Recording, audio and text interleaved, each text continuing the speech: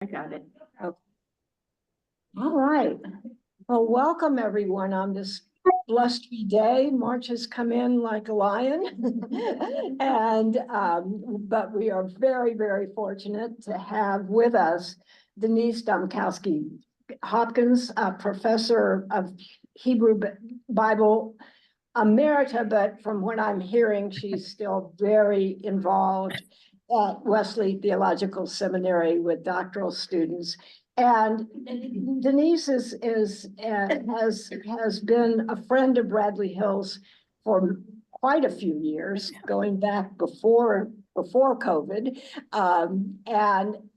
And we respect her ability to bring scripture alive through scholarship, but also by interpreting it and making it come alive for us.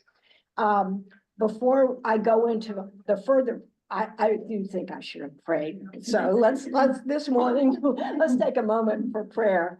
Loving God, during this time of uncertainty and difficulty, we seek you. We know that your love is here with us, and we give thanks for Denise Hopkins, who has joined us to help us remember that we aren't alone, even though we may feel that way, and that by coming together within community, we will find and strengthen each other. Amen. So, and Denise has she's really worked with the pastoral care program. I mean, she makes sure that her students bring with them their knowledge and what they've learned about the biblical background to make it real for their congregations. And this doctoral program, it's not just someone who's become a pastor. This is someone who's going on to be more learned, but also be effective in pastoral care. She's received numerous awards and recognition for her work. It's interesting, and she studied twice at the Ecumenical Institute for Theological Studies on the West Bank. Her interests really do focus on the Hebrew Bible, but as I said, making them come alive, including the Psalms, feminist interpretation of the Bible, and the intersections between the Bible and pastoral care, as I said. She's published a number of works on the Psalms. She's published on Lamentations, which we'll be dealing with today. And she continues to, in retirement, be very, very much involved in the world today and bringing together the history of the Word of God and making it real. So thank you this morning. I won't say any more, Denise. I know you'll get us involved. Well, Carol, after that wonderful introduction, I can just quit right now. Thank you for inviting me back. I always love this group because you ask great questions and you join me in thinking through what these biblical texts mean for us today. So I'm presenting in two sessions, the Book of Lamentations with the subtitle, Hope for a Fragmented World Then and Now, with a question mark. And I'm hoping by the second question, we can answer that question either with a yes, no, or maybe.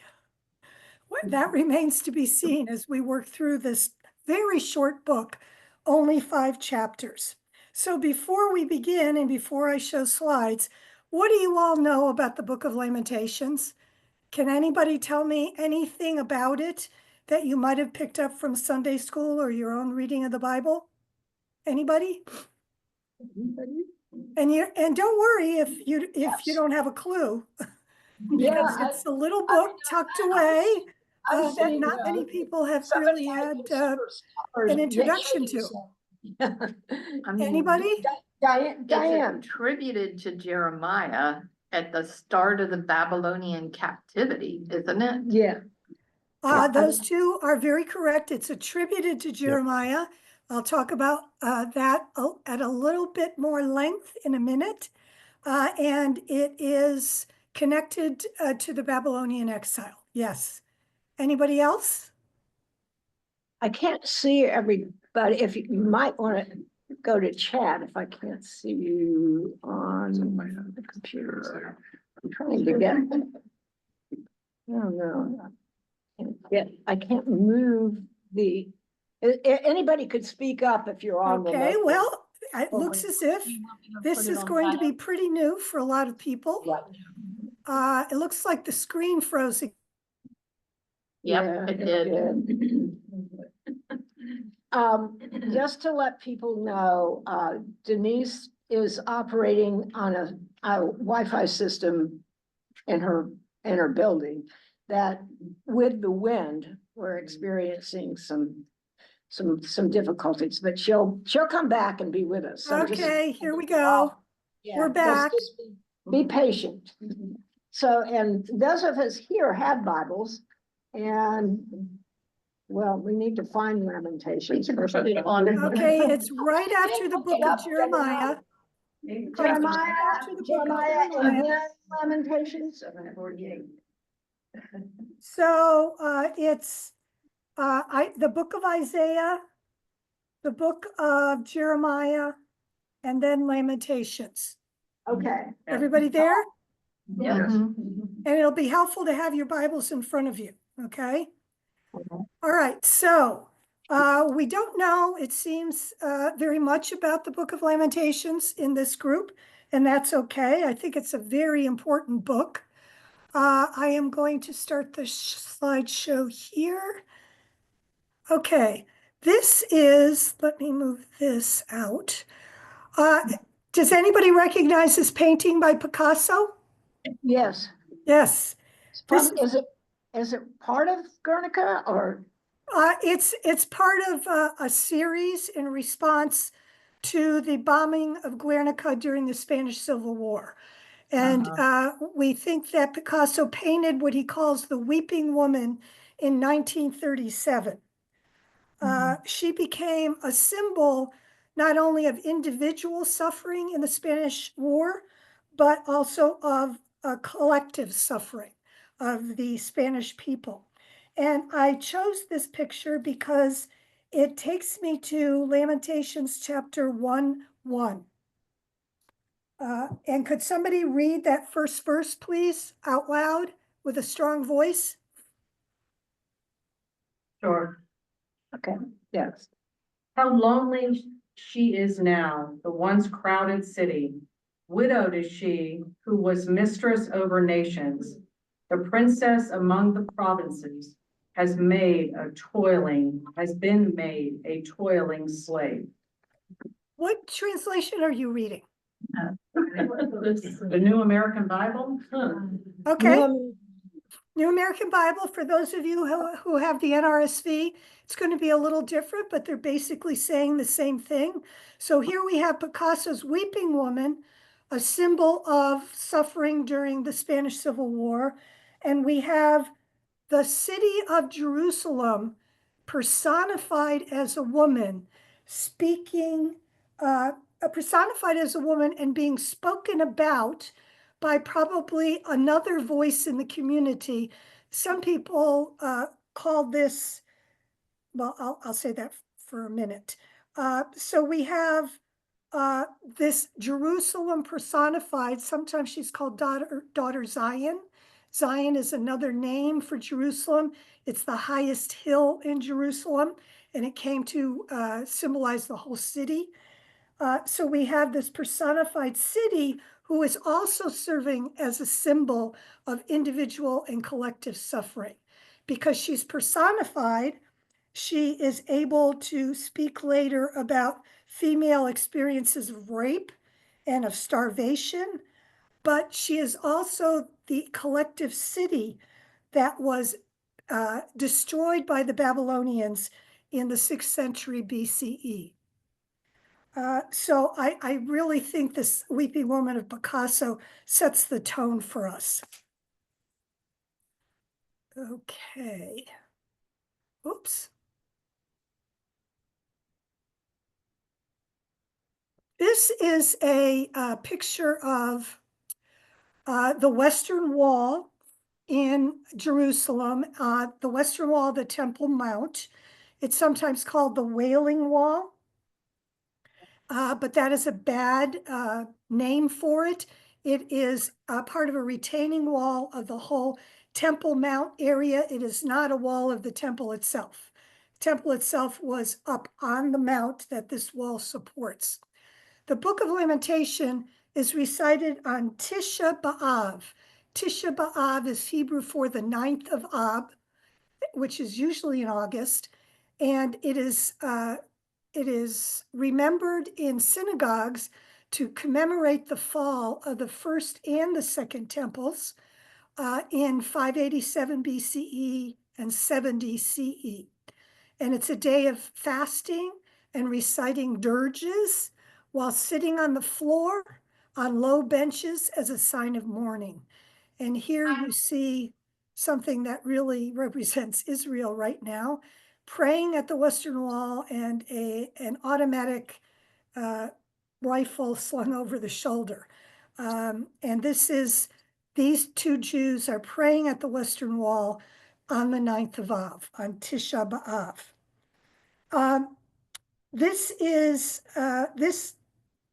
This liturgical remembrance has come to include all the catastrophes in Jewish history, including the Shoah, the Holocaust, and the expulsion of Jews from Spain in 1492.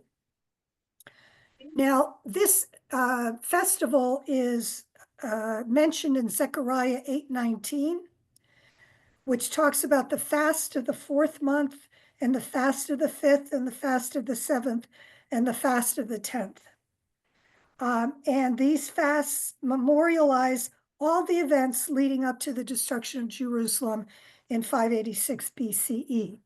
The 5th month is Av, and while the date of this fast isn't specified, it has traditionally been commemorated on the 9th. So most scholars think the Book of Lamentations is the precursor to this liturgical remembrance. Because Lamentations probably was put together by people who witnessed the destruction in Jerusalem, and they may have been sitting on the ruins of the temple while they were praying and fasting. Okay. Here we get a slide of the Arch of Titus in Rome, showing the looting of the Jerusalem temple in 70 CE.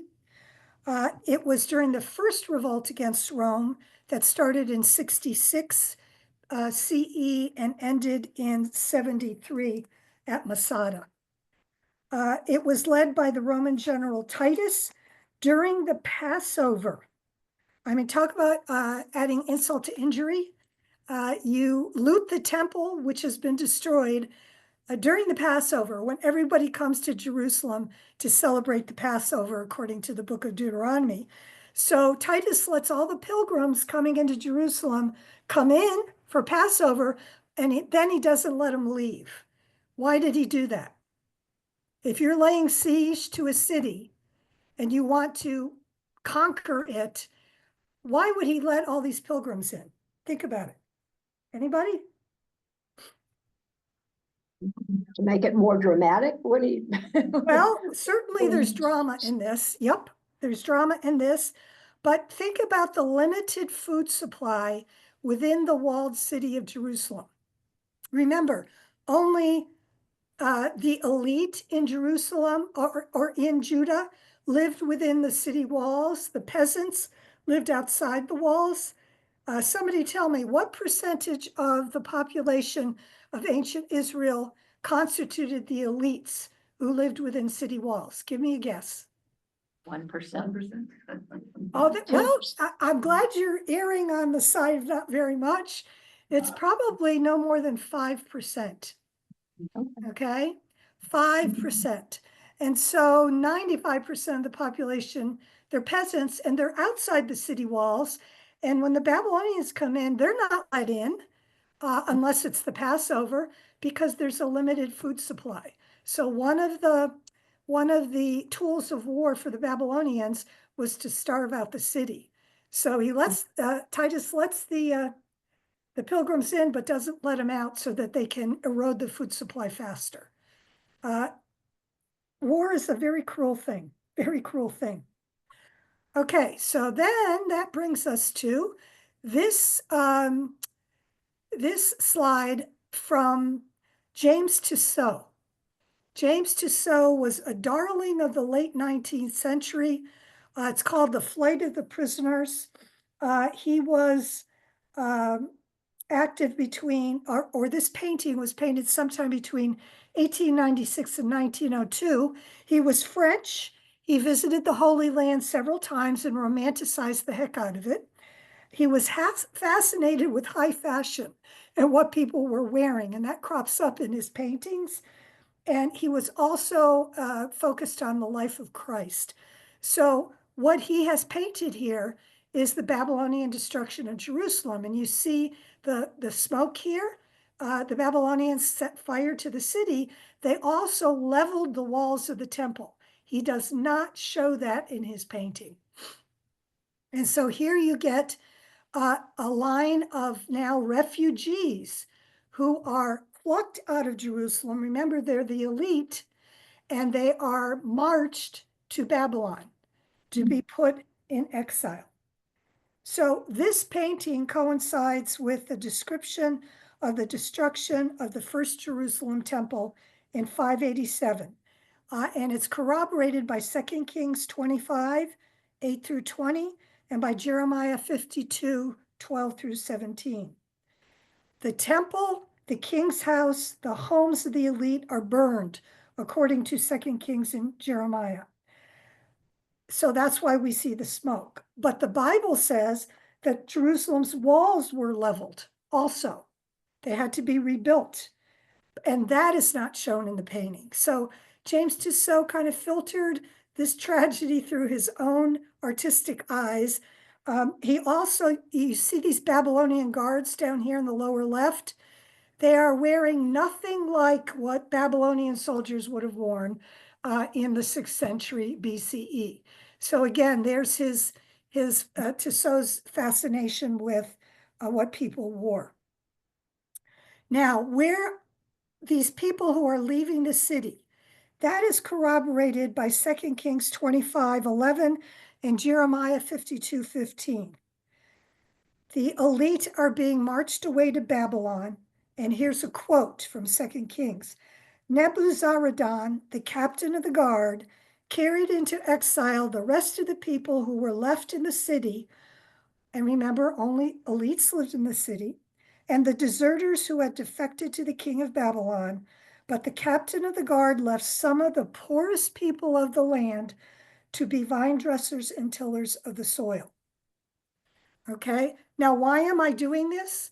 I am sketching the historical context of the Book of Lamentations. Lamentations is all about this destruction by the Babylonians. Now, scholars today don't use the word Babylonian exile. Instead, they talk about forced migration. Forced migration. And Lamentations 4:16 actually describes that. 4:16 says, the Lord himself has scattered them. That is, and he's referring there to the priests and the prophets that he mentioned in 4:13. God will regard them no more. Okay, now let me ask you a question. How does your picture of what happened in the late 6th century BCE change when you think about this being a forced migration rather than an exile? Does it shift your perspective at all? Yes. Okay, the person in the blue sweater and the black blazer is saying yes. Could you say why? it changes my thought because a forced migration is people are unwillingly going and forced to march to where they're being told to go. But if you're saying exile, it's almost like they're being held, but they can't go back to where they went. So it's like it shifts the perspective because it's seen like exiled, they're not forced like a sword point, but in forced migration, they're being forced to march at sword point. Does that make Well, sense? It reminds me of the hostages. Yes, I guess Yeah. that's a good way to put it. Yes. Okay, there you go. So it's a much more harsh assessment of what's happening to these people to talk about forced migration. Is that right? Rather than exile? People Yes. can, I'll exile myself to Italia. I speak Italian. I could do that very willingly, right? But no. So I want you to think about what forced migrations that you can name that took place in United States history and in world history. This Babylonian forced migration is one of many. So let's concentrate on the US. Has the US engaged in any forced migrations? And I just want to say, the people that are remote, just unmute yourself and chime in if you Yeah. want. Yeah. But yeah, Trail of Tears. For sure. Thank you. The Cherokee Trail of Tears.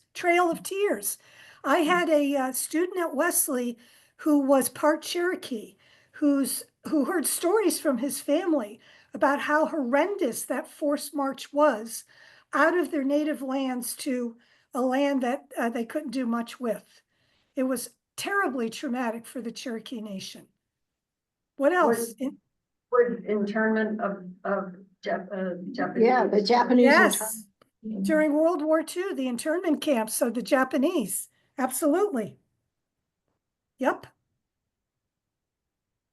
How about in the world?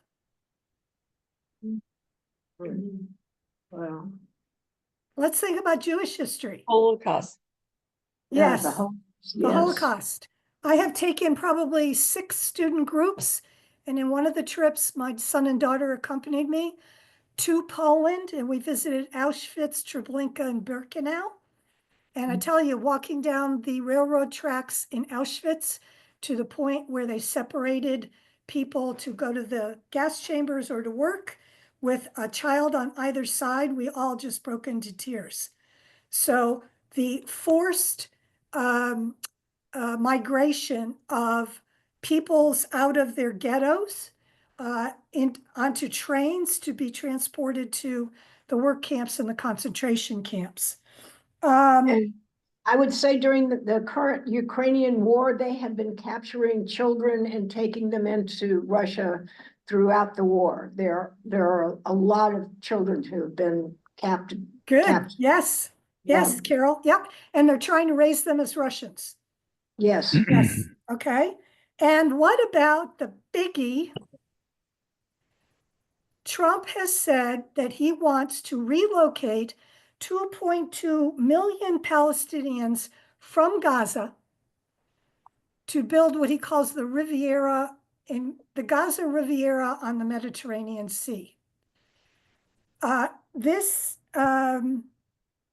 Having lived on the West Bank on the Hebron Road between Jerusalem and Bethlehem for 1 year, and then going back several years later for a half year with our son, who went to an Arabic school in Beit Jala, a little town off the Hebron Road, I was appalled. Even the Palestinians in Gaza who had been forced to flee the northern part of Gaza are coming back to nothing because it's been destroyed. And they said, this is our home. Because people said, why do you want to go back there? There's nothing there. This is our home.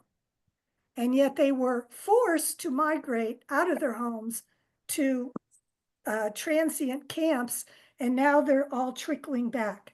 And I will say, and this is not known very widely in the American press, that at least 40,000 Palestinians have been displaced from the West Bank in the recent year, 40,000.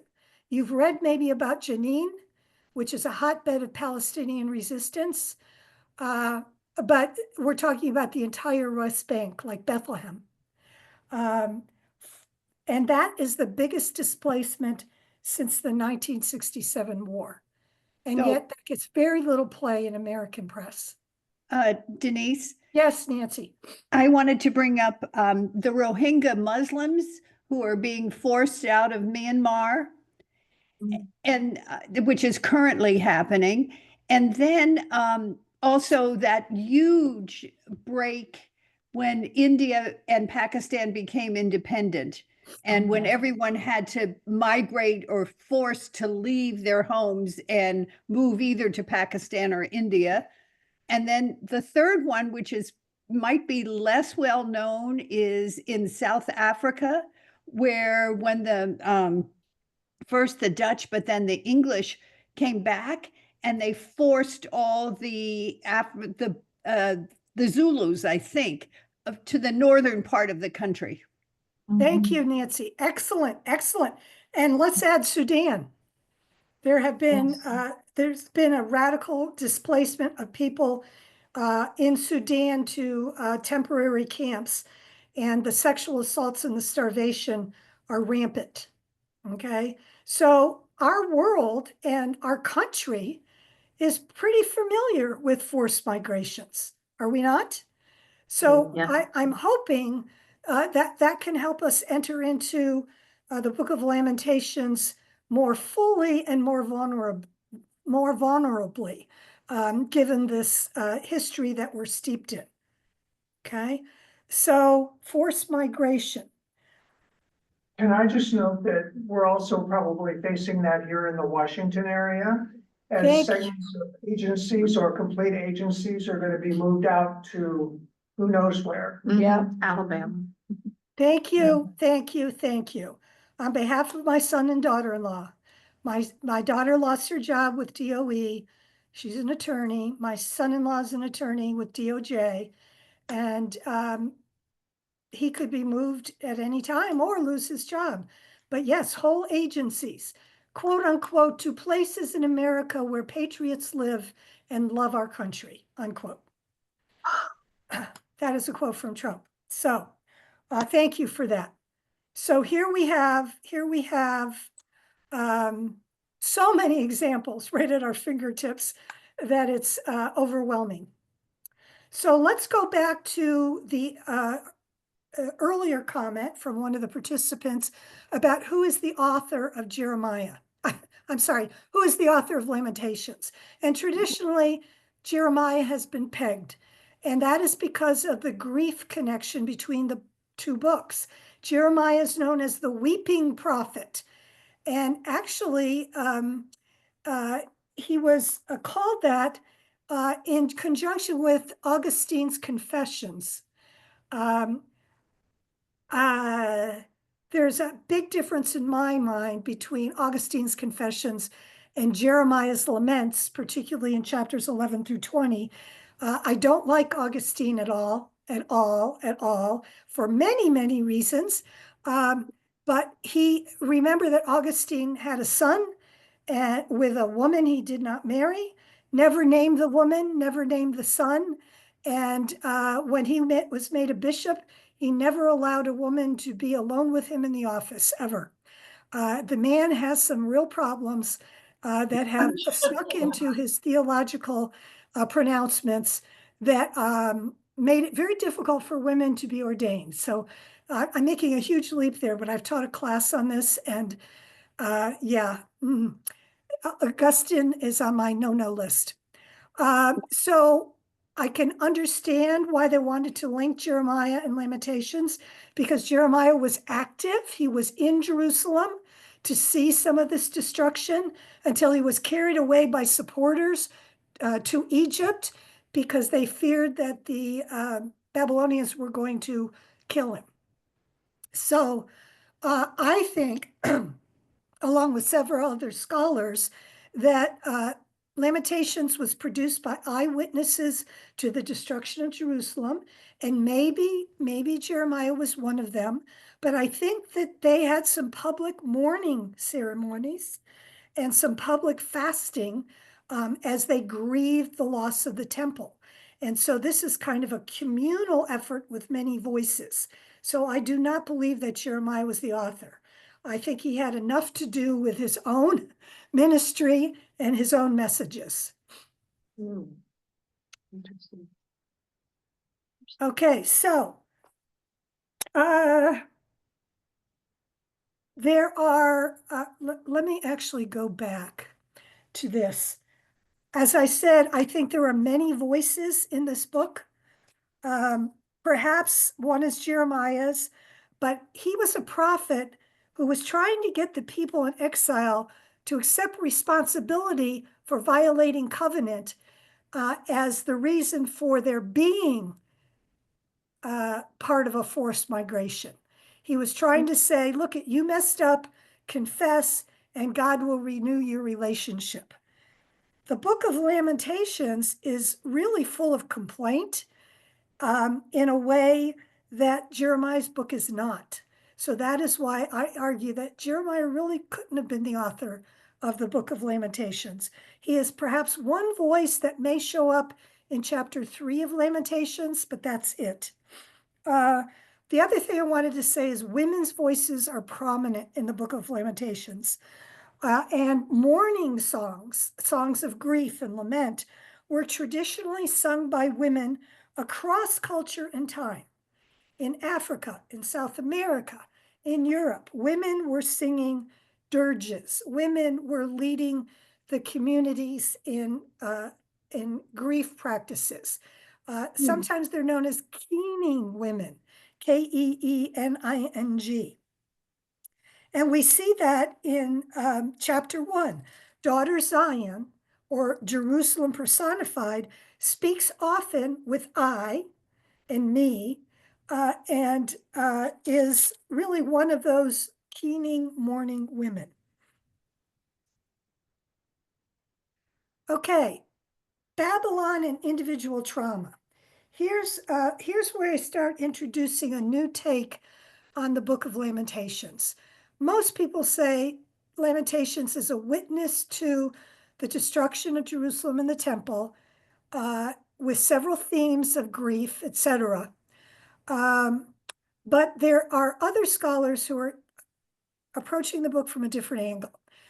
Judith Herman. How many of you have heard of Judith Herman? She is a groundbreaking, scholar of trauma studies. She's a psychiatrist who studied sexual assault in hospitals. She wrote a book called Trauma and Recovery that is the foundation for any work on trauma today. Everybody quotes her. She talks about 3 stages of recovery from trauma that have to happen so that one can function again within community. Number 1, you have to establish a safe place for the telling of the stories of the trauma. Absolutely essential. Number 2, you have to tell or reconstruct the trauma story in that safe place, and that story must be received without judgment. Now think about that, and I'm going to say more about this in session number 2 next week. Think about that in terms of our own country's fragmentation at this moment. Red and blue states, Trump and not Trump. How do we tell our stories so no matter what side we're on, so that they're received without judgment? I'm going to really make us explore that deeply next week, but you need more information now before we get there.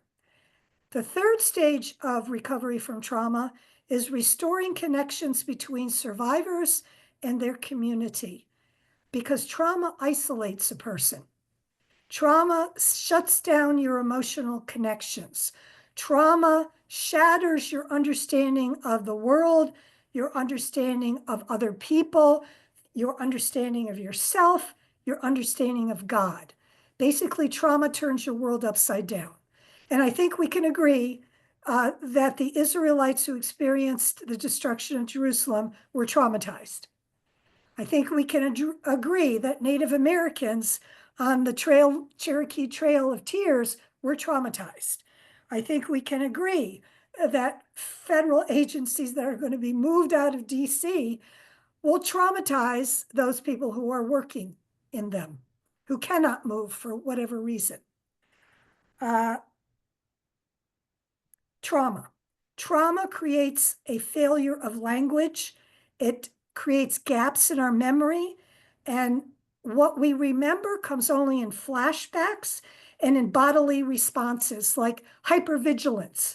You hear a tire blow, and if you're a military member, you think that you're under attack from gunfire. I teach a lot of military chaplains in the Doctor of Ministry program. And there's a special Wesley program between Army chaplains who are doing CPE and the DMIN program.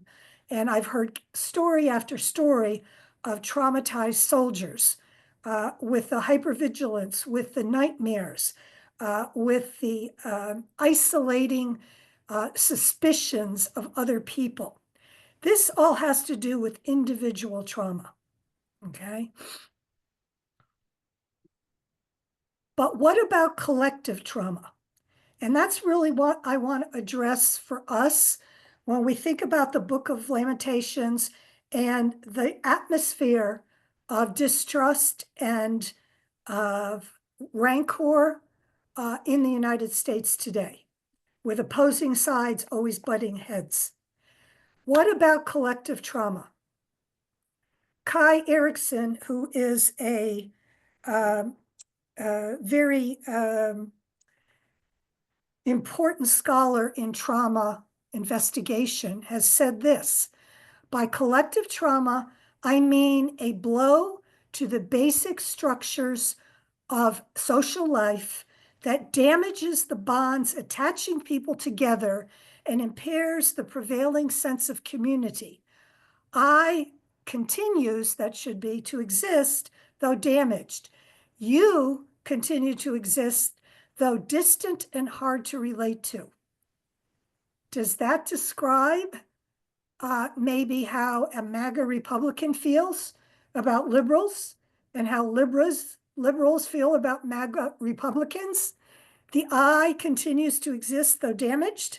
The you continues to exist, though distant and hard to relate to. But we no longer exist as a connected pair in a larger communal body. What has happened to the United States larger communal body? So we have collective trauma, and I want to ask you, what collective traumas can you identify today that have happened in the United States in its recent history? Congress. The whole January 6th. January Yes. 6th. Congress, 9/11. 9/11. 9/11. 9/11 is a huge one. Although for a shining moment in our collective trauma, we were a we, weren't we? For a little bit of period of time, until we heard people on street corners saying, let's bomb Afghanistan into a parking lot, which some of us did not adhere to, right? So 9/11 gave us that little shining moment, and then it was destroyed. What else constituted a collective trauma in the United States? In the past or presently? In the recent past. Oh, COVID. COVID, yeah. Thank you. Yeah, COVID. Yeah. People dying and their relatives not able to be with them. The isolation. I lived with my daughter and son-in-law for almost 2 years. I remember my son-in-law spraying grocery bags with Lysol in the early days of COVID. but I got to be with my granddaughter for 2 whole years, from her birth to 2 years old. So, you know, for me, it was a gift. So yes, 9/11. I'm sorry, COVID, the collective trauma, the looking side-eyed at people who coughed, right? Worrying about your groceries being tainted with COVID-19. What? If What? you could get. If you could get them, Right, yeah. the Yeah, if shortages. you could get them. Yeah, yep. What else? There's a biggie in there we're forgetting already. Assassination of Kennedy. Yes. The assassination of both Kennedys, actually. I can tell you, when John Kennedy was, when Bobby Kennedy was shot, I was on a school bus coming home from school. I think I was in 6th grade or something, I remember. And people on the bus just started crying. Yeah, so the assassination of a president, the assassination of Bobby Kennedy as a presidential candidate. What about in recent history, does the phrase January 6th mean anything? Yeah, Yeah, that's- yeah, that was we one said of the that ones right we away, said, yeah. January 6th. Now, two different interpretations of January 6th. Leaders of resurrection, leaders of insurrection or patriots. Choose one, right? So 2 large groups were traumatized for very different reasons, right? And the same is true for the murder of George Floyd. The Black community in this country was traumatized in new ways. Not that the Black community hadn't been traumatized many times before, but this was kind of the boiling point moment for the Black community. Launched Black Lives Matter, okay? Now, for another group of people in the country, they were cheering George Floyd's murder. So again, what does this say about collective trauma? This comes from a scholar called Elizabeth Boas in a book called Bible Through the Lens of Trauma, which I require in my classes in the Doctor of Ministry program. Elizabeth Boas argues that, quote, the identification of communal trauma is not the automatic outcome of an event experienced by a group of people. Just because you all experienced it doesn't mean that you are conscious of having experienced a collective trauma. It occurs through a process of representation that brings about a new collective identity. Traumas can only become collective if they are conceived as wounds to social identity. Trauma narrative, you always have to tell a story about the trauma, persuades an audience or a group that they have been traumatized. You have to recognize it, right? And the problem is we don't recognize each other's traumas, or we play the game of my trauma is worse than your trauma. Okay? It's called, Letty Russell used to call it the hit parade of suffering. See who can trump whom. Okay, so my question is, for you all, are there different collective narratives circulating today in America around, among several large groups that create groups of we? In other words, we're not one big collective we. We have several different groups that talk about a we versus the other we's. Now, I've kind of hinted at that in what I just said, but let's articulate that, okay? Are there different collective narratives circulating today among different large groups that create separate we's? Yes. Yes. Okay, Sure. give me one. Trump is a hero versus Trump is a monster. Thank you. That pretty much sums it up. Yeah, yeah. So Trump is ordained by God to save America, or Trump is destroying the Constitution and destroying America. Right? And those two groups of we's believe very fervently in what they say. Right? That each group has its collective trauma. I mean, I remember the reactions of people to the election. Great jubilation on one hand and tears and moaning on the other, right? Okay, what else? Where are there other groups of we? I think as far as the DEI situation and the way people are treat, you know, with diverse folks, racism, anti-racism, there's, you know, huge differences. And Okay. in the chat too, let's see. Can someone talk about the trauma of the MAGA represent? I struggle with understanding their trauma. How the MAGA people feel they've been traumatized.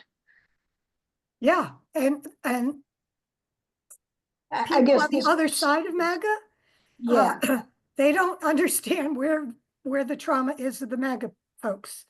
And I think I'll say more about that next week. It's a very good question, a very good observation.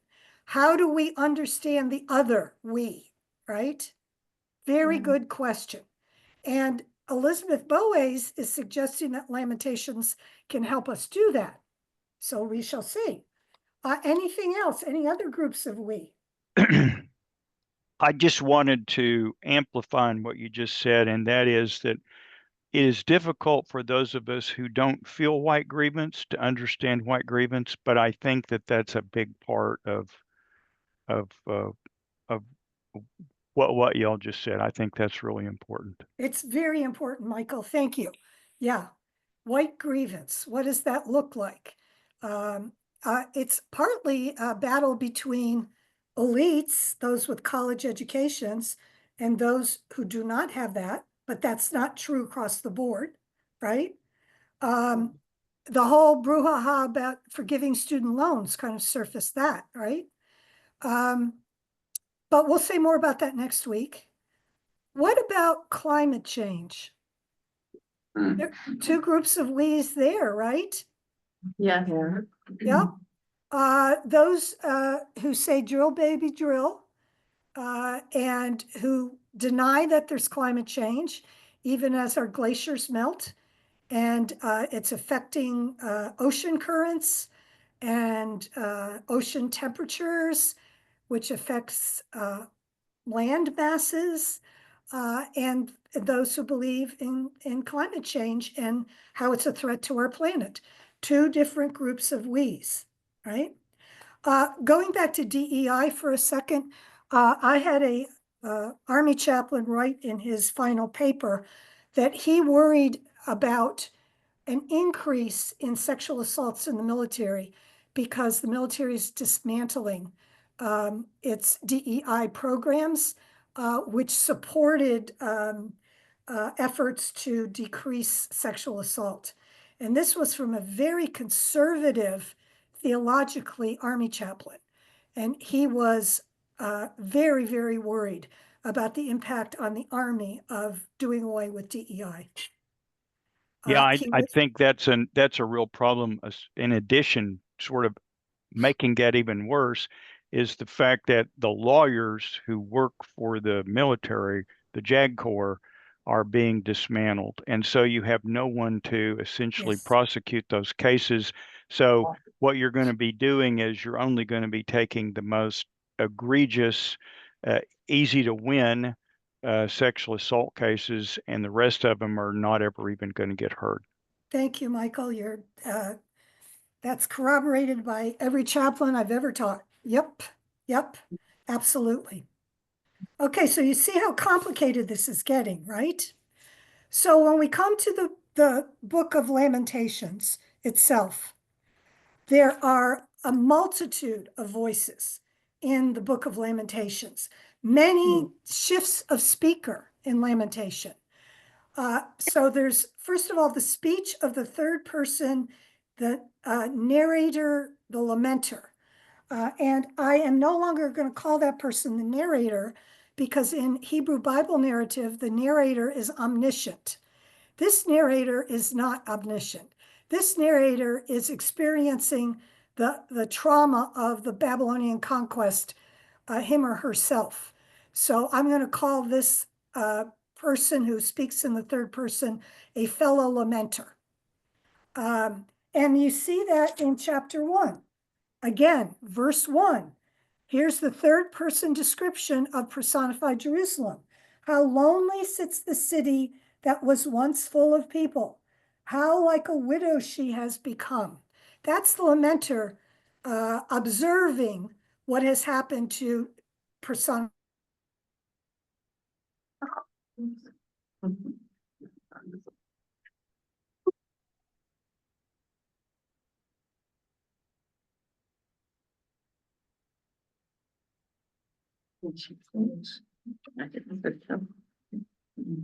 We think you're frozen. Oops. Yeah, Hello, there. are we still there? You're back. Yeah, Yeah. you're back now. Now you're back. Yeah. Okay. So did you hear me talk about speeches of the personified woman? No. No. Okay, Not- that's another voice. And there are many body. What? Your screen's not sharing. Oh dear. Okay. Oh dear. And you know what? I can't even get to stop sharing. Oh dear. Okay, let's go back to. Okay, I'm back to our group and I'm going to share again. Okay. Thank you for telling me that. Okay, and we are going to go back to my slide. Yeah, there it goes. Yeah, okay, so we're on fragmented voices. No, here we go. Okay, so the city herself speaks for instance, in verse the second half of verse 11. Look, O Lord, and see how worthless I have become. And then again in verse 21 of chapter 1, they heard how I was groaning with no one to comfort me. That's a kind of repetitive refrain in Lamentations from daughter Zion. No one to comfort me. All my enemies heard of my trouble. They are glad that you have done it. Bring on the day you have announced, and let them be as I am. My heart is faint, in verse 22. So this is daughter Zion speaking. And then we get,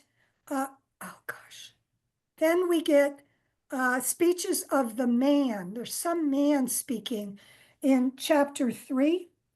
And this man is basically talking about what the destruction means to him in chapter 3. Verse 1, I am the one who has seen affliction under the rod of God's wrath. He has driven and brought me into darkness without any light. And it goes on and on and on. So this man is adding a male voice to the mix of voices in the Book of Lamentations. There are also speeches of the community that you find primarily in chapter 5, but there's also a speech in chapter 3. And there, if you turn to chapter 5 really quickly, it begins in verse 1 with, remember, O Lord, what has befallen us. Look and see our disgrace. So here you see a change in pronouns. Us, our. Verse 2, our inheritance has been turned over to strangers. our homes to aliens. We have become orphans, fatherless. Our mothers are like widows. And you see we, us, our in chapter 5. And Elizabeth Boas argues that the speech of the community, which is a lament in chapter 5, is really the dawning of a new identity for the community of shared experience. And wouldn't it be nice if in the United States today, we could come to that moment of new identity and shared experience? But we're a long way away. Now, the man in chapter 3 shifts from, by hearing the man speak, we get a shift from the domestic arena where Jerusalem, the personified woman, speaks, to the public arena where the man holds sway in ancient Israel. Citizens shift to military, female shifts to male. Jerusalem, the personified city, speaks about rape and wounding, while the man in chapter 3 talks about prison and weapons and war. There's again, a mix of very different voices here. And we can argue that the language in Lamentations allows different people to come together with different experiences to express their common suffering. But there's the rub. Is it common suffering? Do the peasants suffer in the same way that the elite do? Do men suffer in the same way that women do? Do Democrats suffer in the same way that Republicans do? Right? So in this shift from female to male, we get a movement from describing somebody else suffering. Okay. Remember, the lamenter / narrator begins Lamentations by talking about Jerusalem as a widow, the personified city. There's some sympathy in that, but there's also some distancing. That's their suffering, her suffering. The city is object.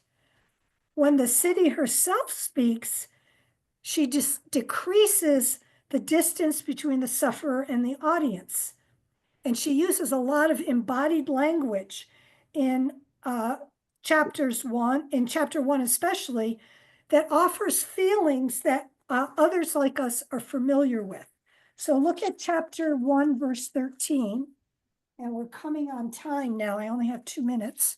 Look at 1:13. Look and see if there is any sorrow like my sorrow, which was brought upon me, which the Lord inflicted on the day of his fierce anger. And then down to verse 16. For these things I weep, my eyes flow with tears, for a comforter is far from me, one to revive my courage. My children are desolate, for the enemy has prevailed. That is first-person language from Daughter Zion that really tugs at our heartstrings.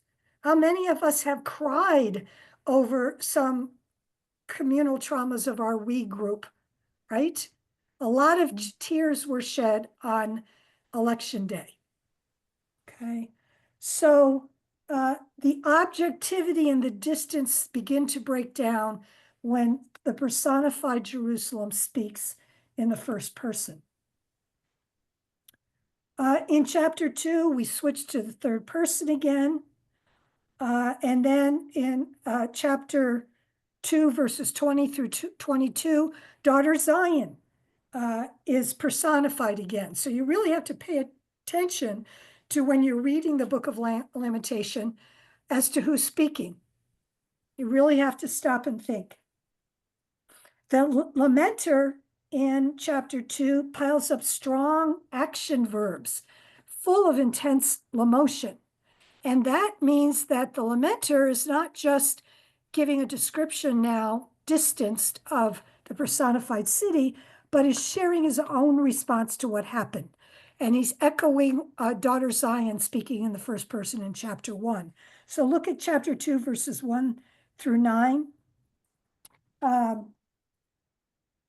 Look at verse 2. The Lord has destroyed without mercy all the dwellings of Jacob. Verse 3, he has cut down in fierce anger all the might of Israel. Verse 4, he has bent his bow like an enemy. Verse 5, the Lord has become like an enemy. He has destroyed Israel. And in verse 11, my eyes are spent with weeping. My stomach churns. My bile is poured out on the ground because of the destruction of my people, because infants and babes faint in the streets of the city. That's the lamenter narrator getting very personal now with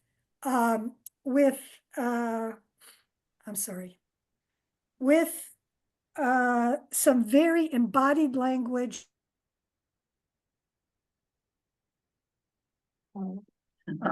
Frozen. You're frozen. You can hear us. All right, time.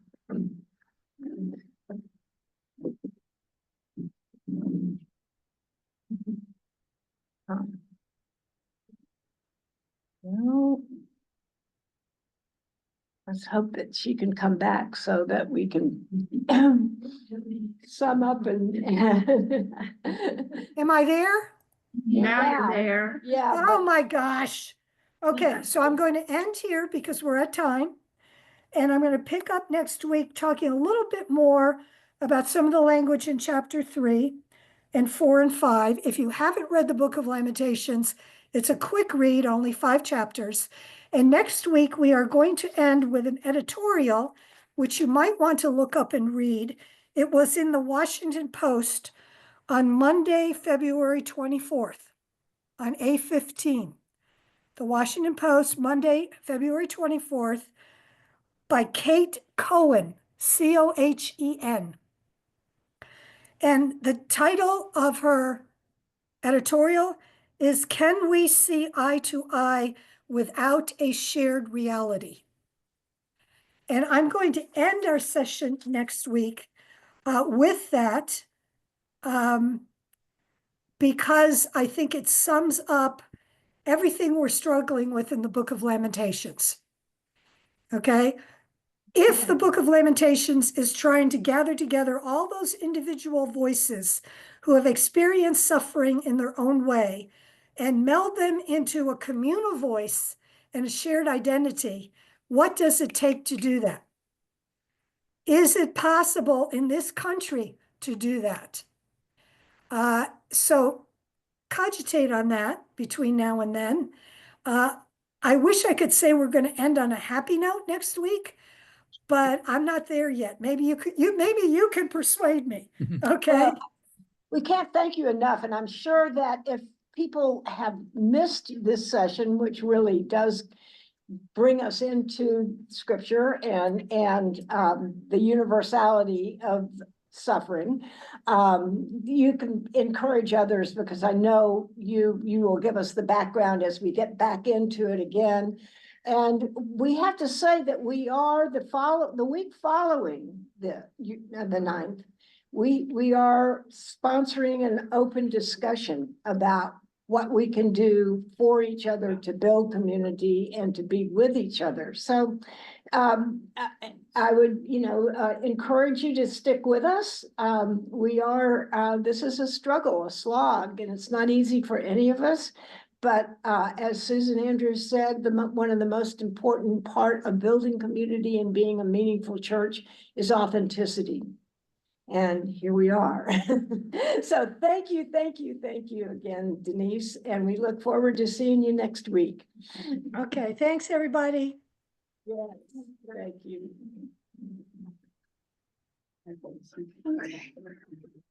Maybe the wind won't blow and her Wi-Fi will be a little more. Okay. I think it was.